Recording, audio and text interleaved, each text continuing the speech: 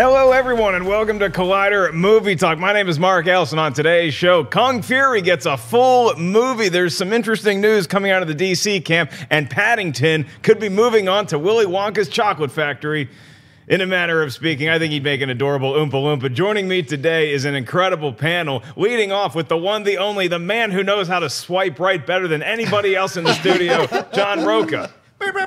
Yeah, I'm looking. I know I'm obsessed with that effect lately, but I'm looking forward to today. There's so much to talk about, some interesting topics. So you guys settle down, nestle into your seats, because we got a lot to cover today. You have a great ham horn impression. I'm really impressed with what I'm hearing from you. We also have Perri Nemiroff joining us. I live a sound effect-free life, but thankfully he's sitting next to me. Right now, I am really pumped about Kung Fury, so let's hurry up and get to that. We're going to get to the Kung Fury story, but first we will introduce our special guest today, and I happen to be the special guest on her podcast, Sending the Wolf Out Today, Miss Clarke Wolfe. Yay! Hey, everybody. Thanks for having me. And yes, your episode dropped today. Good morning, Vietnam. It's a really good one. I'm excited that you came on. Yeah, you get some action, some comedy, some drama, some tears, just like hanging out with Mark Ellis in real life. We're going to move on to our first story today, and that is the breaking news that I mentioned up top about coming out of the DC camp. It was reported last May that Zack Snyder was stepping away from directing duties for Justice League and the post-production after the unfortunate passing of his daughter. Joss Whedon took over the directing duties, and the rest, as they had said, was history. But now, veteran entertainment reporter Josh L. Dickey recently revealed that he is now leaving the industry and his outlet Mashable, but he took to Twitter for one last report, revealing that Zack Snyder was actually fired in January or February of 2017, 3 months before the news broke that he was leaving Justice League. And Dickey was quoted as saying that he's shifting into DGAF mode, and the hot one for us is that Zack Snyder was fired from the DCU just over 1 year ago. He couldn't write it quite that way at the time, but he was able to tap dance around it. So this story has a number of different tentacles, as I'm fond of saying, and the biggest one is that this is something that we were hearing reports of and rumblings of, if you will, for the last few months, and really since the news broke that it was something more to Zack Snyder than just having a personal tragedy that he had to work on, and that's why Joss Whedon stepped in. This smells of something that was days old, weeks old, and I don't know why this is coming out now other than Josh Dickey leaving the industry and saying that I cared about this scoop at the time. I wasn't able to get it out in that fashion, so now here it is. And I understand that reporters like our good friend Jeff Snyder, who hopefully I defeat in a schmodown coming up soon, and a lot of people around the industry, whether it's Frosty from Collider, Umberto, whoever it is, they really care about their scoops. They really care. This is my thing that I found. This is my nugget of gold, and I get to share it with the world. And if you're not able to do that, if you feel like your corporate overlords won't let you get it out for whatever reason, it's frustrating. And I understand that part of it. But now you're leaving, and this is a lot more than just getting, moving offices. And right before you leave the office, say, oh, by the way, Larry steals office supplies, and then leave. This is a huge thing, and I don't know why this needs to come out now at all, unless Dickey just wants to say, hey, this is the kind of reporter I was, this is indicative of my legacy, and I want the people to know this, and that's fair. He uncovered it. It appears to be true. I just don't know why we as fans need to hear this right now, or why this is going to change anything in the DCU. Clarke, how do you see this? Yeah, I similarly don't quite understand why, because I didn't understand. Dickey didn't quite make the point on social media when he was sort of putting this information out there as to why he felt the need to clarify. Whether, I would have preferred him to maybe say like, hey, I feel like my journalistic integrity was not really fulfilled by reporting the true facts of the situation, but he didn't say that. And so I don't know him at all, but I feel like it's really tacky. I feel like this is very tacky because we are trained, if you're interested in entertainment news, you know what that report meant in the first place. Like, we could read between the lines. And in addition to the fact that Justice League was not a financial success in the way that I think the studio wanted it to be, and in addition to the fact that Zack Snyder did have a huge personal tragedy in his life, in addition to, frankly, a huge career tragedy in his life. At the same time, and you guys know, I mean, I'm not necessarily a fan of his work, but he's a human being, and he showed up to work every day, and I don't understand the point of this, and it feels in bad taste. How does this look to Zack Snyder? Or at least how are fans going to regard Zack Snyder after hearing this report? Is this going to just further dig his grave with the DCEU, or do you think that now it's out there, it's actually going to garner some level of sympathy for him, and it's actually going to encourage people to want to see more work from Zack Snyder? I don't know. I mean, look, I think we're at a time and a place where people believe what they want to believe, no matter what is presented in front of them. And so, to people who are, that percentage of people who are the diehard fans who say that he can do no wrong, I think this will probably vindicate that he was, his vision was stopped short because the studio got in the way. But, I mean, to maybe the rest of us who have watched the previous installments of the DCEU under his leadership, whether it was as a producer or a director, I think we're kind of like, yeah, well, maybe WB should have gotten rid of him a little sooner. So yeah, Rocha, I mean, there's something to be said for letting sleeping dogs lie here, but you made an interesting point in our pre-production meeting that you actually think that this is good for Snyder, that this news is coming out. Why do you feel that? Yeah, I think it's interesting because I agree with Clarke to a degree. I don't know what Dickie's trying to accomplish here because there are people's real lives involved here. So my belief, because I want to believe the best in people, is that he might have reached out to Snyder through underground channels and said, I'm going to release this and I'm going to talk about it honestly. Are you okay with this? I know you dealt with this tragedy of your daughter. I don't want to step on this. I want to be sensitive to it. And maybe Snyder, in a kind of roundabout way, gave him the okay to go about and release this. Because what's been happening since Justice League came out, and that film lost Forbes estimated about $100 million that film lost for Warner Brothers. So what's been coming out is this, people have been wanting to see the Zack Snyder cut.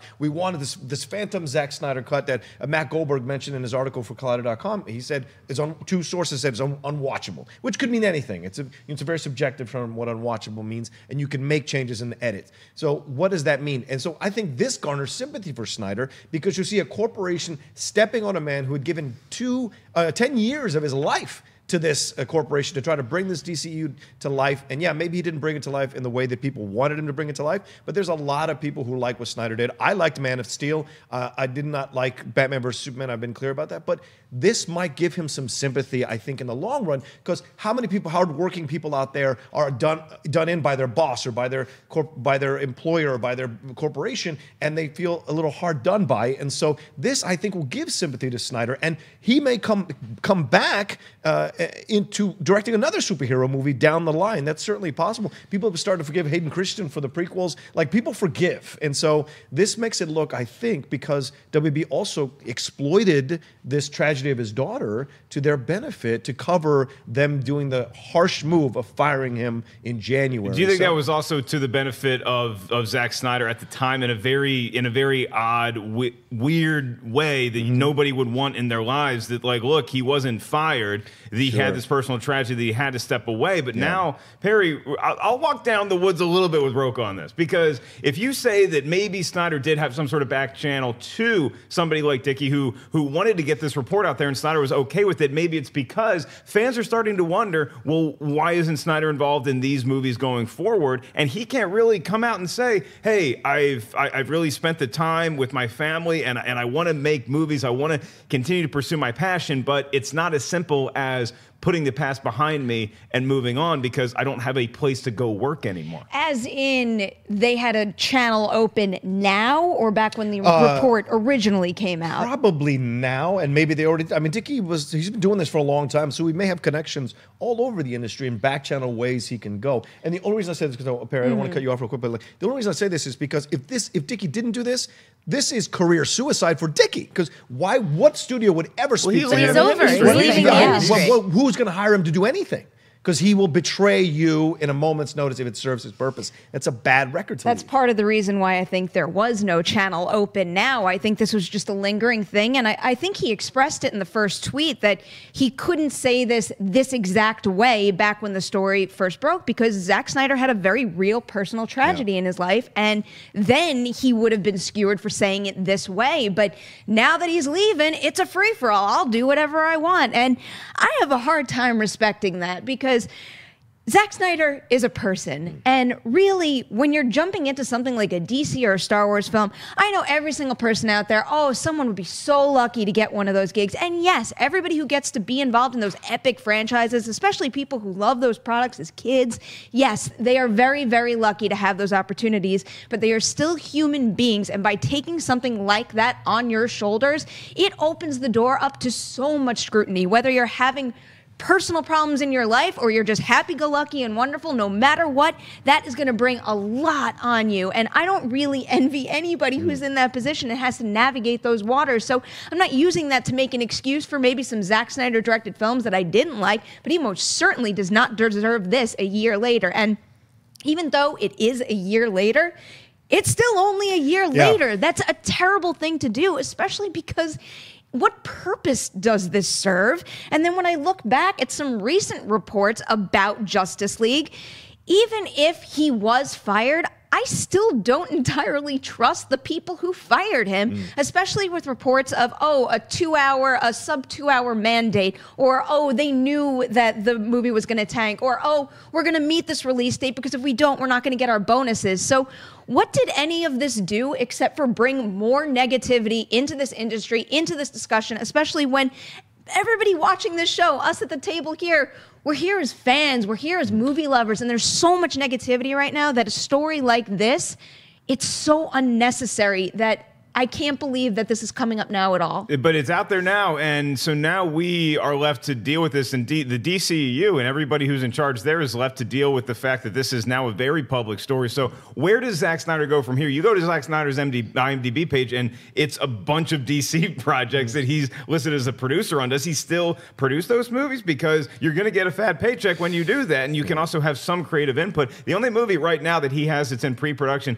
not involved with the DC universe, is a movie called The Last Photograph, which is about it's more of a war movie. And I mean, Clarke, do you think that he wants to continue with the DCU, or do you think that when this report is out there, part of that is him saying, I'm going to start washing my hands of this company? Well, I honestly don't know contractually what his name will be put on and what he will be receiving a percentage of for however many DCEU films. I mean, you know, sometimes producers are really involved and some creatively, and sometimes they're not. Sometimes it's just a name on a property. So I don't know. I have a hard time imagining that that he will be creatively involved with the future of the DCEU at this time. But if I'm Zack Snyder, I come back and it's time to start directing again, I go small. That's what I do. I go small. I don't come out with a huge, big blockbuster that has expectations and something to prove. You're the guy that got fired off of, did he get fired off Justice League? Did he not? Where's his cut? Where isn't it? It's like, you know what, as a director, put it sort of in the past, do something a little more personal, and as Rocha said, you know, get the forgiven. You know, audiences will forgive and audiences will forget. So that's what I do if I'm him. I do something small. I scale back and just kind of step away from that big blockbuster world. Rocha, Perri, y'all like that play for Snyder just kind of getting away from this? I hope he goes that route. And, you know, I can't speak for what satisfies him as a person and a filmmaker in his craft right now, but to me, it does sound like the best possible thing he can do is to step away from big franchises. Why not do something original? Because he has had a lot of great film. I mean, the one that comes to mind, of course, is the Dawn of the Dead remake. I adore that film. It's a great movie. Whether he takes a remake like that, just step away from a big property like DC and really just dig down to what made you want to get into this industry to begin with. I don't know if I agree. I like Snyder swinging for the fences. That's my favorite kind of Snyder, for better or worse. So I think I take both your points, and they make complete sense. Bay does that whenever he does those Transformers films. He always does a smaller film right afterwards, 13 Hours, Pain and Gain. He does that kind of stuff. But Snyder likes to swing for the fences, and I respect that. And so if you're going to get out there, get back out there, you know, do a massive budget film and then be successful with it, then everything will be like back to normal for you, and people will respect that you came out and put it on the table and took a shot. Like, some people really like that. So he could, either route, I think, if it works out for him, is for the best, because people will forgive him and what have you. But I think he's got a right to take a shot at something and not be tinkered with by WB executives. But if he takes a big swing immediately after this legacy of the DC or DCEU and it doesn't go well, like, that is a lot of pressure and like the comparisons, and every fan is entitled to their own like what they want from a certain personality, but like I just feel like that is setting himself up for failure. Yeah, but if he goes small and fails, they go, he can't do big and he can't do small. What can he do now? But don't you think that if you do a smaller film, people are more generous? Like say, absolutely. I mean, it goes back to the point that I made before. When you take on a big project that's associated with a brand that has been part of millions of people's lives since they were children, and they go into these movies with certain expectations, besides just your previous resume, that's taking on an immense challenge. I mean, he can swing for the fences, but on a smaller scale, maybe with an original project, something that isn't as popular right now as, let's say, DC or a superhero movie. Hacksaw Ridge. You know what I mean? Like an intimate, like true, grit story with great performances that is not teeny, tiny, but it's also not this colossal thing.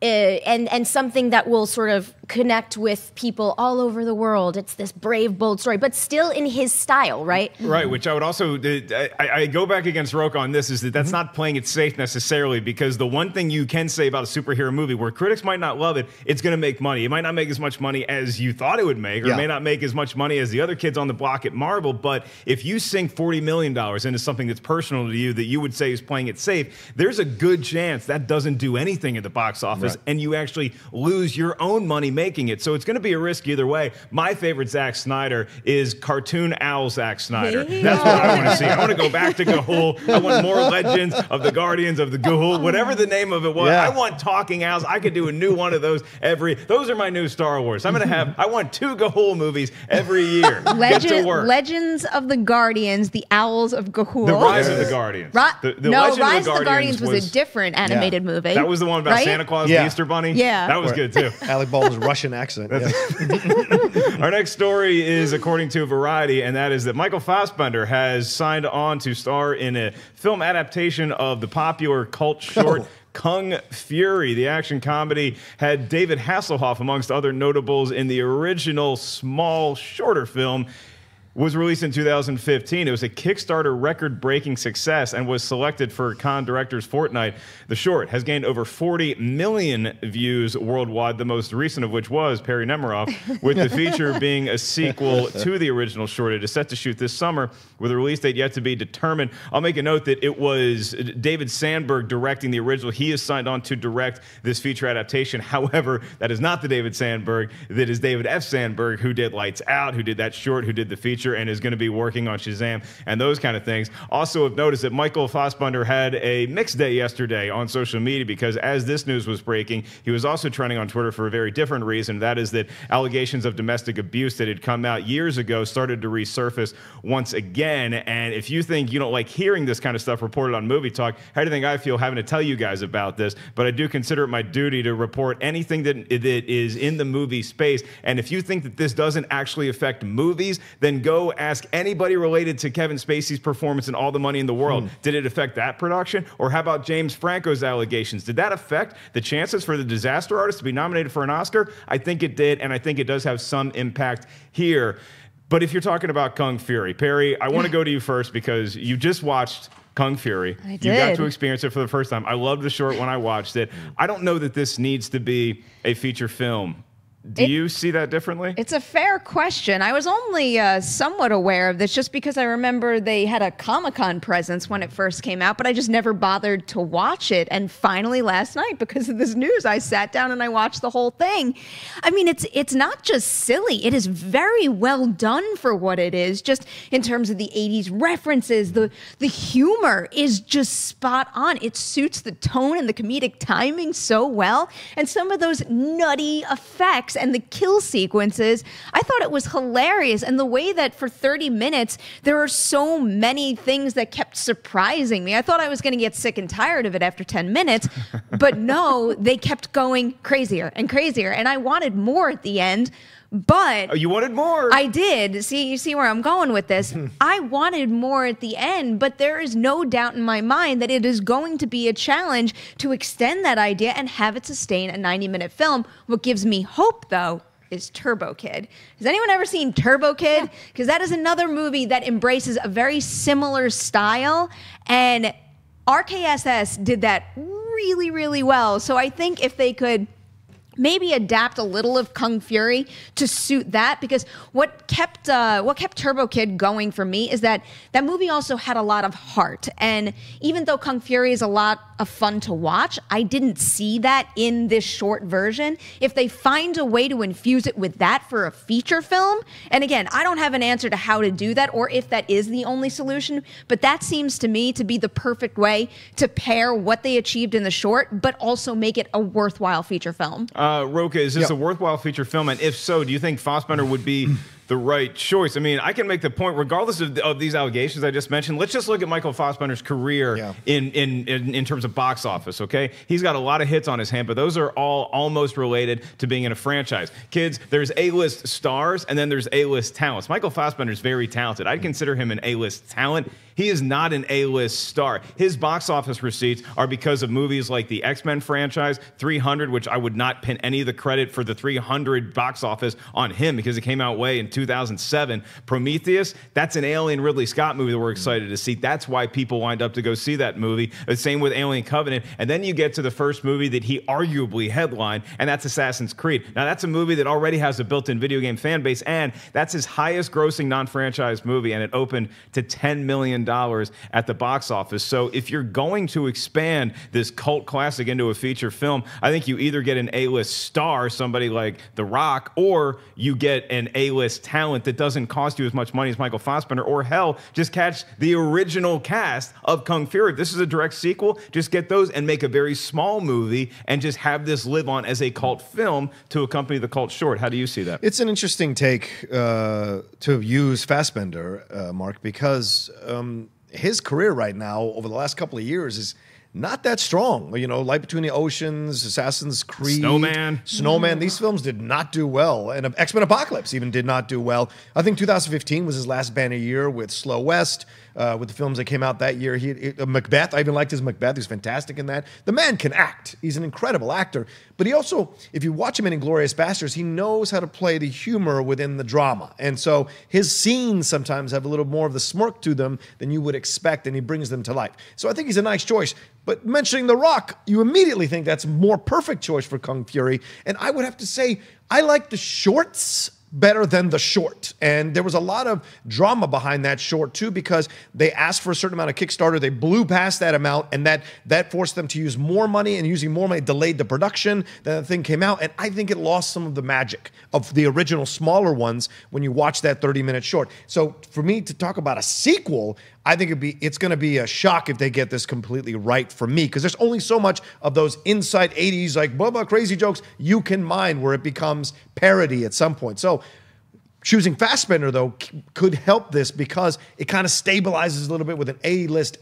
talent. Maybe not A-list box office draw, but certainly A-list talent. So to me, I like this choice. We'll see who else is going to be a part of this. You know, Jonathan Cohen is in the short, and so we'll see how many. Sandberg's coming back to be in it, and Hasselhoff is going to be in it as well, and probably singing the theme song again. Yes, in 2018, Hasselhoff and Fassbender in a movie. It's insane, but I'm cautiously optimistic because Fassbender is a part of this, but I don't expect it to be a good movie. Okay, so Clarke, it's set in 1985 Miami, and basically you have these Thunder Cops that are going up against the evil Hitler. I mean, This is a crazy movie, or at least the short is, and if you're going to make a feature film, it's probably going to get crazier, and it's going to be definitely 70 minutes longer than what we got here. Does this sound like somebody who's never seen Kung Fury before? Does this sound like something you're interested in, or are you just like, I'm not touching this pot? Yeah, I mean, between Fassbender and Hasselhoff, I was like, okay, they're going after Germany for this one. They're the German box office. The villain is Hitler. So. Right, who knows?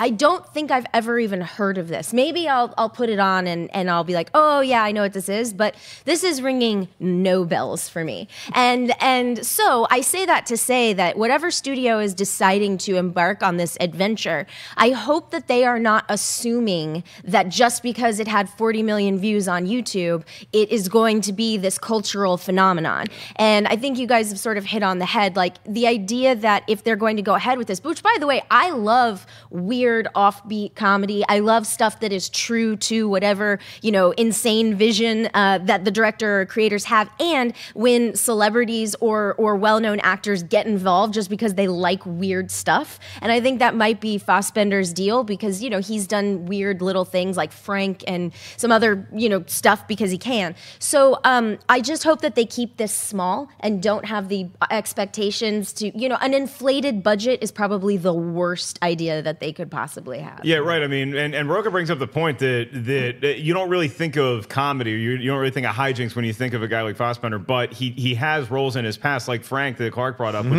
which was interesting. It was a very interesting, odd, offbeat choice, and so if he can incorporate that into this Kung Fury, then I think it could be interesting, but I think I'm more on the side of Perri, where this checks some boxes for me, but I'm not ready to line up and see this movie. I really appreciate the short that I saw, and I'm not sure if it needs to be a feature film. Well, we do have some breaking news to get to quickly that is going to be a feature film, and that would be a Kitty Pryde movie. And if that sounds familiar to our Movie Talk audience, that's because our own Stephen Frosty Weintraub from Quieter.com was on set about a month ago talking about this dream that Tim Miller had to direct it, and Deadline has now confirmed the report from Frosty is that the movie is still shrouded in secrecy, but Deadline has confirmed it's a new feature that is set in the X-Men universe, and it has a title 143 referring to a Kitty Pryde run in the comic books. Rocha, I just want to quickly throw this one to you because Tim Miller directing, it's got Brian Michael Bendis is going to be writing the screenplay. Can you tell us a little bit about the storyline we're going to see in this? Yeah, it's essentially a version of Alien. The first was because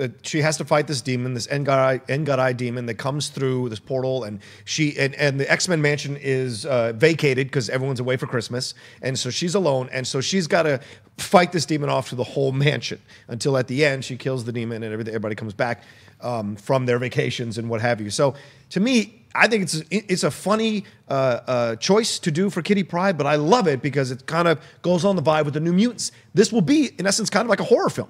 And so Tim Miller will kind of bring that vibe to it, but also the action vibe to it, maybe some of the jokes involved in it, all this kind of stuff. But everything hinges on who's going to be Kitty Pryde. Is it going to be Ellen Page, or is it going to be someone else who is going to come in and play this character? So I think that's important. But this is a fantastic story that could expand the X-Men universe just a little bit more because it deals with a demon from space, or from a portal, and deals all this kind of stuff. So I think it'll be interesting to see if they make this happen. But Brian Michael Bendis, who just signed on to start doing all this DC stuff, now kind of stepping back into Marvel as well to write a film is an interesting kind of subplot here too. A demon from space and another portal. Who can stop him? Kitty Pryde and a bunch of owls. No? Okay, then we'll move on to a brand new segment we have here, courtesy of our friends this week at Boost Mobile, and that is Switch the Script. Roll it.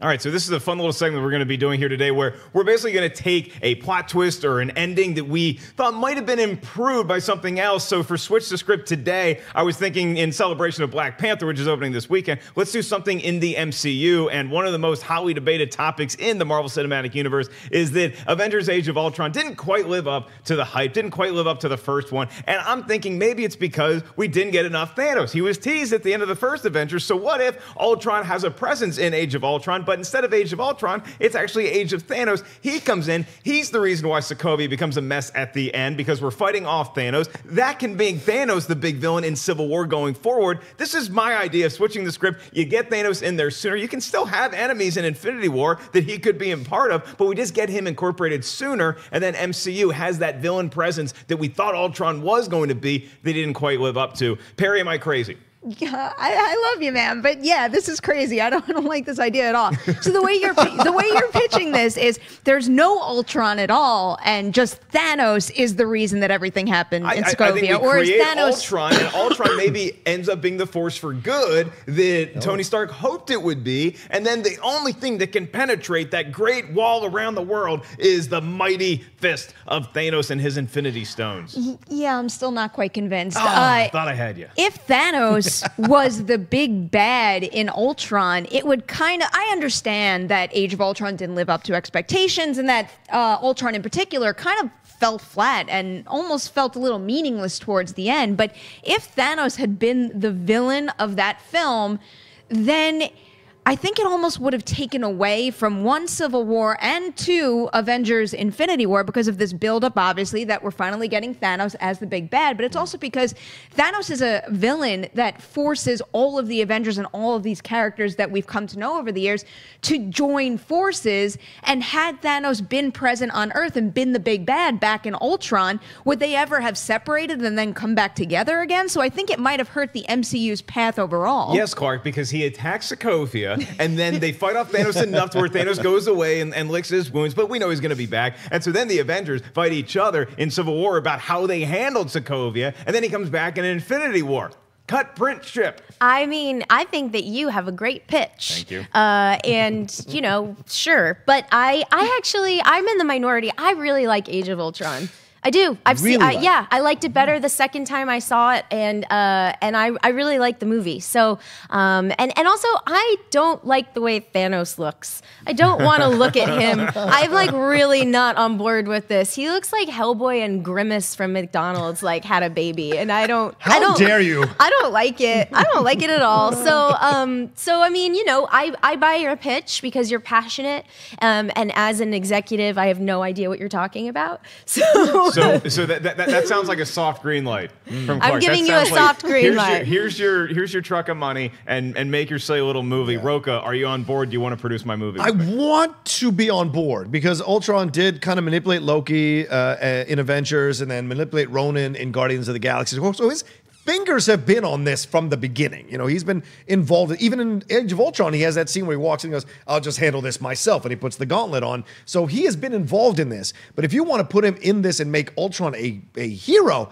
I can't go with you because Ultron has almost never been a hero in the Avengers universe. And you take away this whole thing of Tony Stark becoming megalomaniacal in a way or godlike, thinking he knows how to, and you take away this whole idea that was very topical at the time of a security presence all over the world to protect, to monitor everybody, to see who the villains are, who the villains aren't, who the terrorists might be. All of that is what he was doing or trying to do with Ultron, and of course it went bad and created that. So you would have taken away the impetus for Civil War, which is the separation between Tony and Captain America. Now, if you find a way to put Thanos in there and still create it more than just Sokovia. Sokovia is not enough. People mishandle stuff all the time. You got to see something fundamentally philosophical differences between Tony Stark and Steve Rogers. If you can create that with Thanos, then I'm on board in your pitch. I'm on board with that. All right, well, it was an elevator pitch, and it sounds like I at least get to continue riding the elevator up with Rocha, if not Clark. And Perri took the stairs, so it's not even a question right now. Anyway. Tried to switch the script. I'm 0 for 1. Hopefully I can come back strong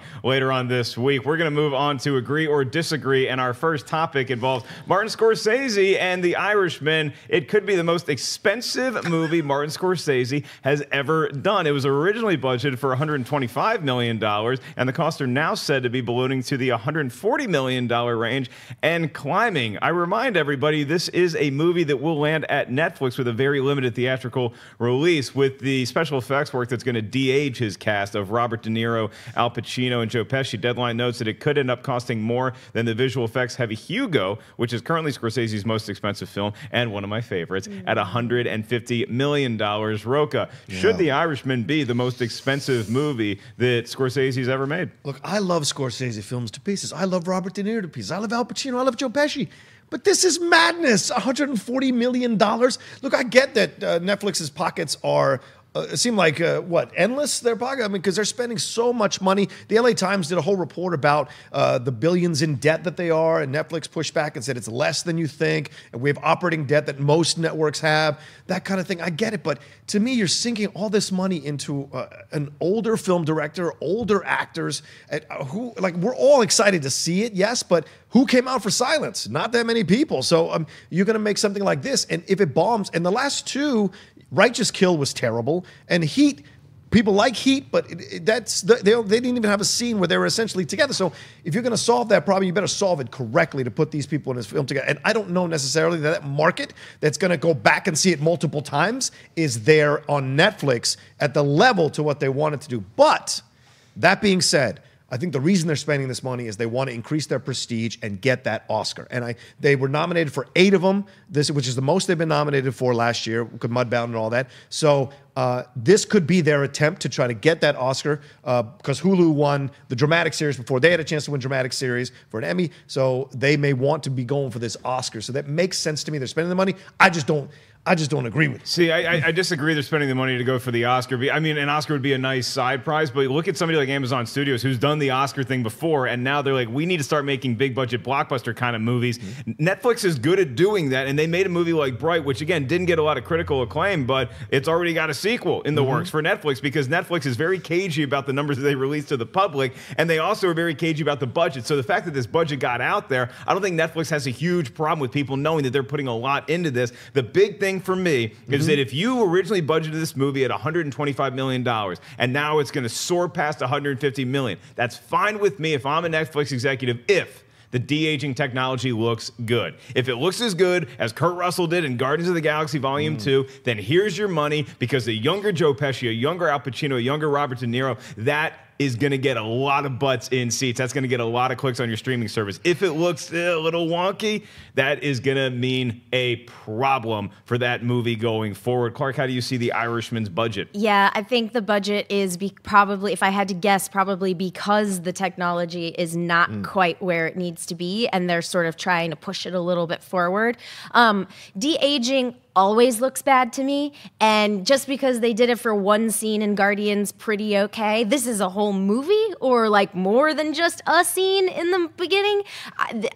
De-aging is not, I hate it. Please stop doing it. Like, please. It is terrible. That was Kurt Russell. That was 1980s It's Kurt not going to Russell. stop. I know, but they need to stop, because it's like it's the uncanny valley. It's wrong. My brain is like, no, you look like Sims from 1998, and I don't. There's just, it's always not okay. So, this is crazy talk to me. What if like a we very made bad you idea. a game where it was like The Sims, where you get Pesci, De Niro, and Pacino, and they're in an amusement park that you have to build from scratch? I just want them to do an old man cut and a de-aged cut, so I can watch the old man cut, because I don't want to see any of this. I don't want to see this weirdness for 2 now hours. you got 2 movies. Exactly. Yeah. I want to see that cut. You have to go back Scorsese for cut. more. I think this movie is going to be pretty long, too, because I don't think every scene is going to be de-aged, but a good chunk of the movie will be. It's definitely going to be more than a scene like what we got in Guardians, but it might be a storytelling kind of film where the older versions are telling the story of what happened in their younger days. So Perri, Clarke, not a fan of the de-aging. He doesn't want to sink any more money into it. Rocha thinks it could be a success, as do I. Where do you stand? I'm open to the idea of the de-aging, because I did like it in Guardians. I thought it worked pretty well in Civil War, too. So I think there's potential to make it work. But when I think of a project like this, with subject matter like this, you really want to funnel all that money into it, especially when it could have cut the budget significantly to just cast younger actors. There's a lot of talented young actors out there who could have played younger versions of these actors. De Niro, Well, but that's the issue. It's like, okay, maybe Netflix has really deep pockets, and maybe there's no executive there who's willing to say no to Martin Scorsese, but just because you have the money doesn't mean you should use it. And it doesn't seem like a very smart investment, to me at least, to put it into something like this. But if it is the difference between putting another $30 million in and saving the project, meaning like making the technology, like if that's all it will take, then that's actually a great investment, right? Because if you're already putting up 120 and all you need is that little bit more to blow people's minds and really push the technology forward, then an extra 30 makes sense. We're in the nascent stage of this, though, which is interesting, because Paramount dumped this project on Netflix, just like they did Cloverfield.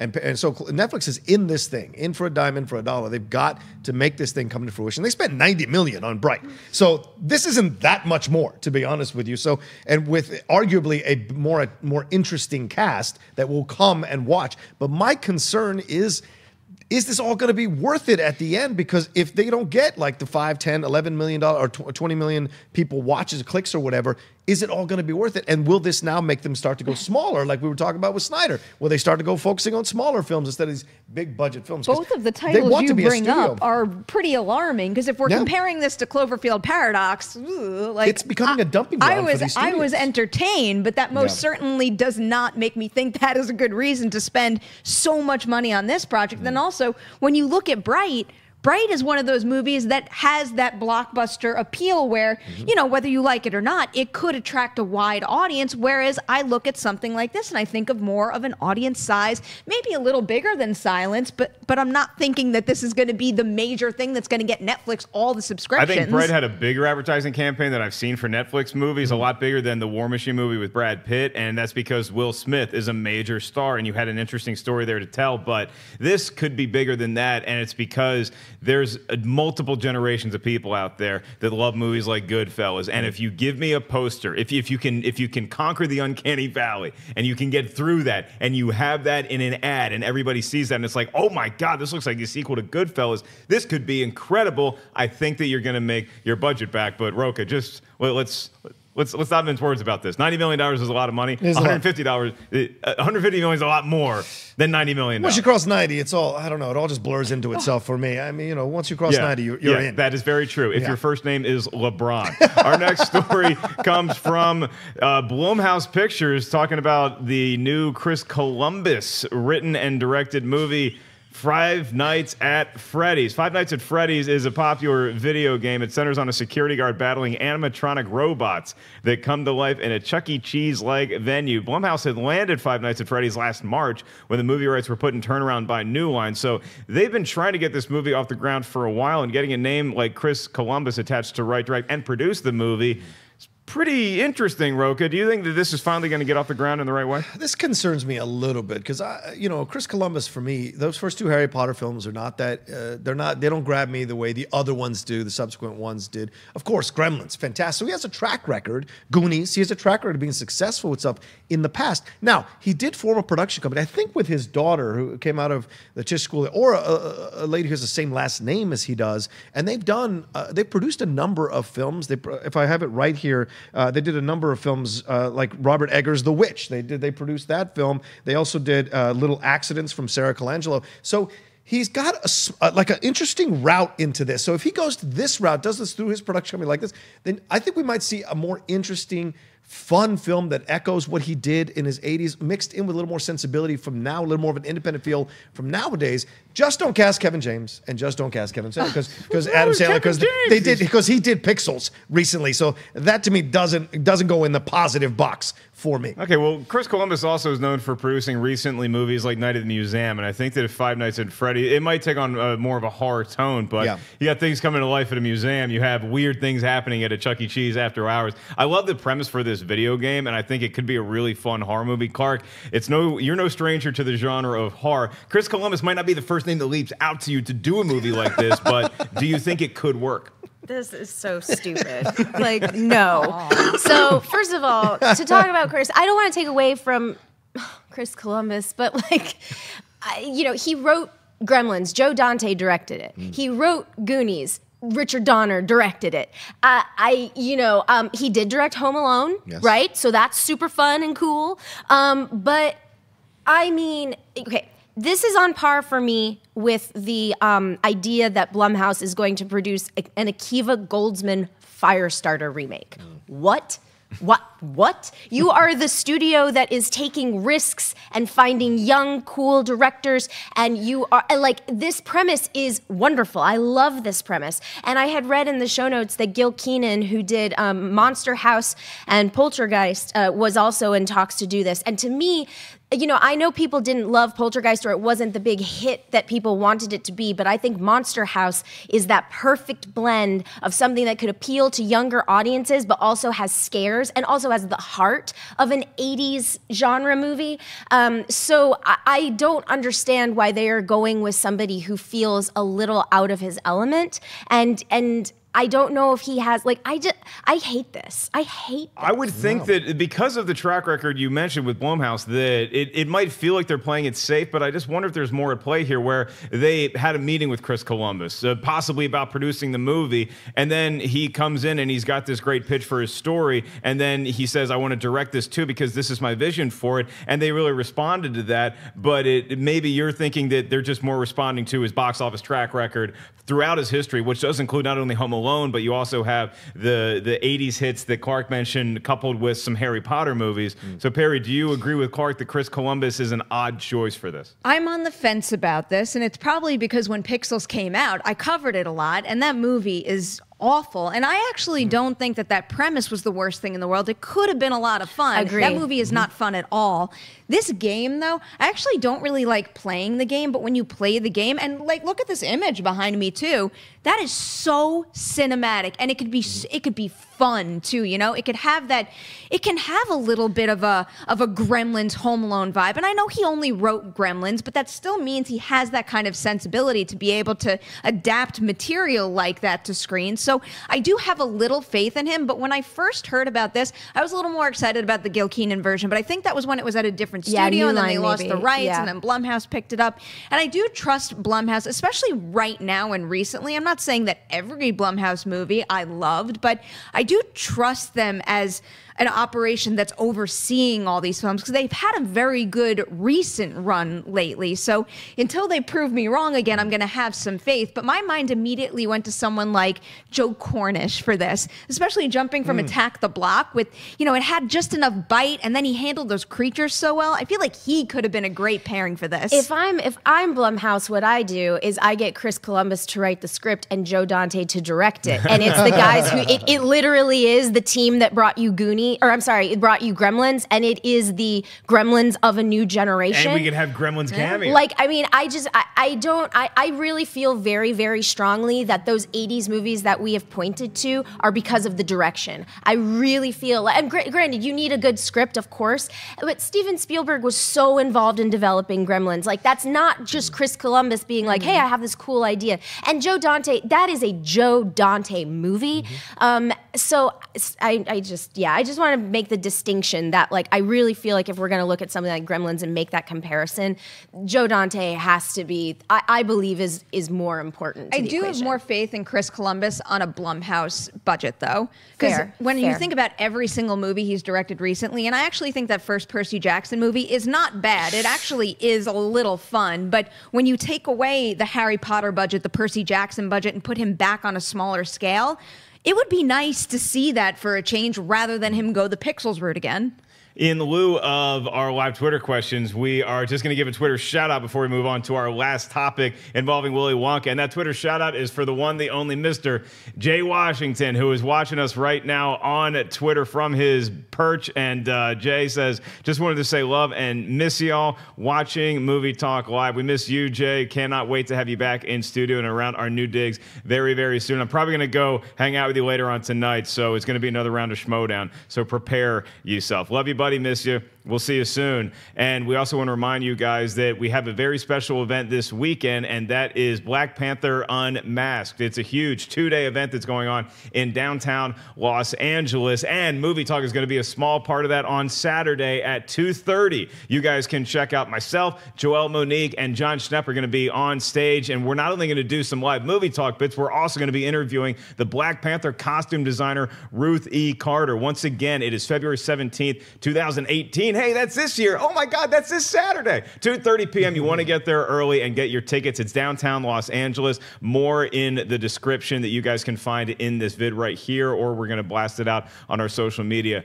all week. And we also want to remind you guys that John Schnepp did Heroes yesterday. He's going to have new Heroes up, as well as new Schmodowns are dropping left and right. Hey, you're the producer on Collider Heroes, right? Yeah. What do we got on tap for tomorrow? Oh, there's a lot coming up. Just we're going to talk about that X-Men 143, I'm sure, a little bit more. And John's going to have some more conversations about these trailers that have been coming out and these theories that are coming out too about all these about this Zack Snyder stuff. I'm sure he's going to cover that and have some more insider knowledge that we always get from John Schnepp in the context he has in business. That's right. And a cool story right now on Collider.com about the Flashpoint directors and how they landed the job, how they got pitched. So check that out right now on Collider.com. And we do want to say a farewell to Johan Johansson, who is the great composer of recent movies such as Arrival and Sicario. He passed away this weekend, and we wanted to make sure that we mention him. His incredible work in film will live on for decades and generations to come. I mean, you watch a movie like Arrival, and it's hard to think about that movie and not think about how stirring and emotional the score and what it adds to the flick, as well as something like Sicario or The Theory of Everything. So Johan Johansson will be missed. we're going to move on to our last topic here today, and that is a beloved children's classic, Mr. Willy Wonka. Sit down, Johnny Depp. We're not talking about your version. We're talking about the classic Roald Dahl children's book, Charlie and the Chocolate Factory, and there was a little movie made about it in the 70s that was kind of great, starring Gene Wilder as Willy Wonka. And now the Hollywood Reporter is saying that Paul King, the director of the two beloved Paddington movies, is in final negotiations to be the director on this new reimagining. King will reunite with his Paddington producer, David Heyman, who is also set to produce the new film. Warner's has been creatively revamping some of its properties and hopes their new take on Wonka will initiate a franchise that will, quote, stand out artistically. We don't have a release date yet, but I cannot help but get a little nervous when I'm thinking about anybody touching this property. And I know that the Willy Wonka and the Chocolate Factory that we all know and love from being kids and watching it over and over again well into our adulthood is not exactly what was written in Roald Dahl's Charlie and the Chocolate Factory, but that's what I think of when I think of Willy Wonka. I think of Gene Wilder and I think of nobody else. And it's hard for me to get excited about any Willy Wonka, especially if it's trying to create the dreaded shared universe and have multiple stories in this world before we get off the ground successfully. Tim Burton seemed like a great option to attempt that. Johnny Depp at the time seemed like an awesome personality, and it just didn't work out, in my humble opinion anyway. Perri Nemiroff, you hear that we're going to try to do another Willy Wonka and make it maybe multiple movies, multiple stories. Is this the right team to do this? So it would be very challenging to get me hyped for another interpretation of Willy Wonka. But then you attach Paul King to it, and that changes things because those Paddington movies, they're exceptional. And if he brings that sensibility and that heart and that tone to a Willy Wonka adaptation, that could actually work. But going in the opposite direction and also being aware of some of the quotes that were released about this project, you know, like a year or two ago, whenever they were busy developing this thing, it sounded to me like they were talking a lot about exploring different parts of Willy Wonka's life. And, you know, this is just my gut instinct. And when you say another Willy Wonka movie, this is what I naturally want, just a remake that stands out artistically. I don't want to delve into why he became the factory owner, what led him to this, why he's the person. When he went to Oompa Land and he rescued them from the Snozwangers? Yeah, that's exactly what I don't want. Oh. So I want to see an adventure with like Willy Wonka with like his like shirt ripped and like huge pecs and like defending like little Oompas against like Snozwanger. You don't want to see that 300 and style then movie? Thanos comes in and just wrecks everything. See, now you're on my All right, yeah, no. Now you're on my page. So clearly I'm a little hesitant to jump on board with this, but Paul King gives me a whole lot of hope because he's had great success with the Paddington movies. Okay, Clarke, I tried to sell you on The Irishman de-aging. Didn't work. I tried to sell you on Thanos. Didn't work. I tried to sell you on Five Nights at Freddy's, which I thought was going to get knocked out of the park. No. Are you going to get on board for Willy Wonka? Sure. I mean, I haven't seen the Paddington movies, so I don't know. Everybody says they're so great, and I need to watch them.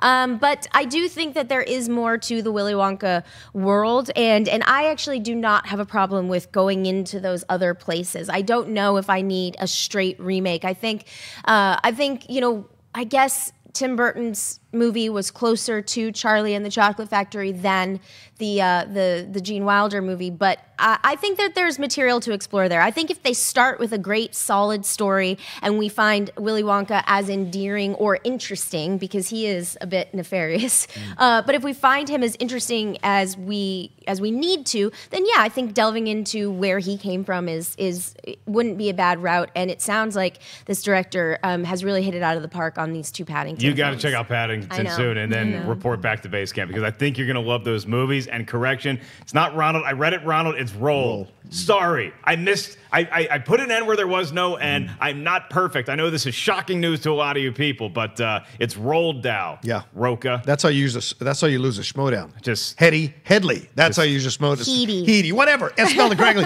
No, I actually like this idea. I know maybe the world's not clamoring for a Willy Wonka film, but I said this on the news item we did yesterday on Collider. I like this idea because of how the Paddington films have been received. And he's working with his producer from the Paddington films, David Heyman, and Simon Rich is writing this. Simon Rich is a good SNL writer, and he was executive producer writer on Men Seeking Women, which is one of these very funny, bless you, Clarke, one of these funny FX shows that were on. So he's going to bring the right amount of kind of insider satire satire, biting kind of stuff to it. And I think King's going to, like soften the edges a little bit and bring this thing into port. And we need more movies that are magical. And I think that's what was missing from Charlie and Chocolate Factory, is that love of Gene Wilder, that magic that Willy Wonka had. This is going to be called Willy Wonka. So we may not even see a Chocolate Factory. It may just be Willy Wonka. It may be a prequel. And I don't mind a prequel if it's done well and you cast the right person and people are going to fall back in love with this guy. A new generation falls back in love with this character and goes and explores this. And maybe you introduce The Witches, which Guillermo del Toro wrote is doing an adaptation of as well. So maybe you throw that in there. You can expand the universe, kind of touch on it. I think it works. I think you have the pieces in place to make this work. Certainly better than the Tim Burton kind of darker approach to it that he did with Charlie and Chocolate Factory. So I look forward to this seeing what comes out of it. Well, it was almost an hour of pure imagination in this world of Collider Movie Talk. Thank you guys for tuning in. Quickly, I want to throw it to my panelists. See where you can check them out first. Miss Clarke Wolfe. How about that podcast, dude? How about that podcast, y'all? It's called Sending the Wolf, and you can find it on iTunes, Stitcher, Google Play Music. Mark Ellis is today on Good Morning Vietnam, and you can find me at Clarke Wolfe, Clarke with an E, Wolf with an E. Thank you for having me. Thank you for having me on your podcast. I had a great time. Perri Nemiroff, where can the kids check you out? Twitter and Instagram at P. Nemiroff. Good jump shot on that Instagram. How about you, Rocha? Your basketball skills on display? Yeah. We just shot a thing that will be coming out soon. Eventually. Perri and I, our little warm-up game. We'll be doing something else a little bit later on in the month. But you guys can always find me at The Rocha Says on Twitter and on Instagram. And today, I have a podcast out. The Top 10 show came out today.